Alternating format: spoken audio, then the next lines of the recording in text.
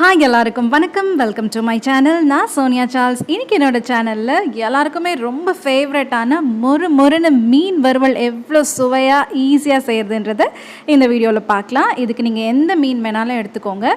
கழுவி சுத்தம் பண்ணி வச்சுருக்கேன். நான் இதில் ஷீலா மீன் எடுத்திருக்கேன். நீங்கள் எந்த மீன் வேணாலும் எடுத்து இதே மாதிரி மசாலா பேஸ்ட் ரெடி பண்ணி ட்ரை பண்ணி பாருங்கள். ரொம்ப டேஸ்ட்டாக வரும். இதுக்கு மசாலா பேஸ்ட் எப்படி ரெடி பண்ணுறதுன்னு நான் இப்போ சொல்லிடுறேன்.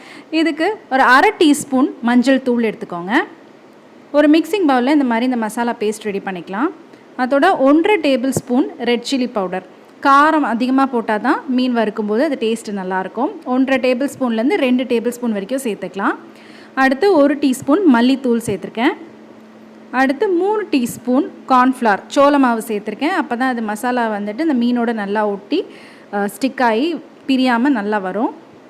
அடுத்து 1 டேபிள் ஸ்பூன் அரிசி மாவு சேர்த்துருக்கேன், நல்லா கிறிஸ்பியாக வர்றதுக்கு.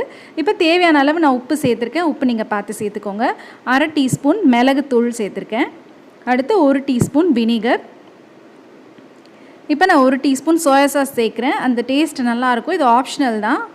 அடுத்து 1 ஸ்பூன் இஞ்சி பூண்டு விழுது சேர்த்துக்கோங்க. அந்த டேஸ்ட் நல்லாயிருக்கும். அதை சேர்த்துட்டு நான் 1 டீஸ்பூன் லெமன் ஜூஸ் சேர்க்குறேன். ஒரு 1/2 லெமன் பிழிஞ்சு சேர்த்துக்கணும்.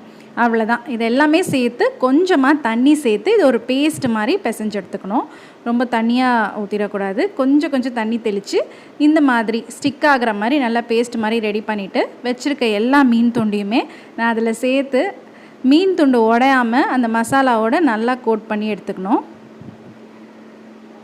மீன் எதுவும் உடையாமல் பார்த்துக்கோங்க. இந்த மாதிரி செய்யும்போது அந்த மசாலாவோட நல்லா மிக்ஸ் பண்ணிவிட்டு இதை 1 மணி நேரத்துலேருந்து 2 மணி நேரம் வரைக்கும் நீங்கள் இதை ஊற வைக்கணும். அந்த மசாலாவில் இந்த மாதிரி ஒரு பிளேட்டில் எடுத்து வச்சுட்டு நான் 1 மணி நேரம் ஊற வச்சுருக்கேன். அது நல்லா 1 மணி நேரம் ஊறின பிறகு ஸ்டவ்வில் நான் எண்ணெய் வச்சுருக்கேன். எண்ணெய் சூடான பிறகு இந்த மீன் துண்டுங்களை ஒன்று நான் அதில் சேர்க்க போகிறேன். பாருங்கள், எண்ணெய் நல்லா சூடாக இருக்குது. இப்போ ஒரு மீனாக நான் அதில் சேர்த்து ஒரு 4லேருந்து 5 நிமிஷம் அளவுக்கு இது வேகிற டைம் ஆகும். ரொம்ப ஹீட் அதிகமாக வச்சிடாதீங்க. உள்ளே சரியாக வேகாது, மேலே மட்டும் ரொம்ப கருகிடும். அதனால் மீடியம் ஃப்ளேமில் வச்சு இதை பொரிச்சிடுங்க. ஒரு சைடு நல்லா பொரிஞ்சு வந்துருச்சு. இப்போ அடுத்த சைடு திருப்பி போடுறேன். இந்த சைடு திருப்பிட்டு இதில் ஒரு 3 நிமிஷம் வரைக்கும் பொரிச்சிட்டு எடுத்து சர்வ் பண்ண வேண்டியதான். இதை எடுத்து ஒரு டிஷ்யூ பேப்பரில் வச்சு எக்ஸஸ் ஆயிலெலாம் எடுத்துருங்க.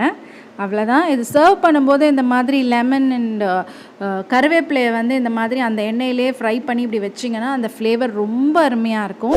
ஸோ நீங்களும் இந்த சுலபமான மீன் வறுவல் உங்கள் வீட்டில் ட்ரை பண்ணி பார்த்துட்டு எப்படி வந்திருக்குன்னு கமெண்ட் செக்ஷனில் சொல்லுங்கள். மறக்காமல் என்னோடய சேனலுக்கு சப்ஸ்கிரைப் பண்ணி வீடியோவை லைக் பண்ணி ஷேர் பண்ணுங்கள். தேங்க்யூ.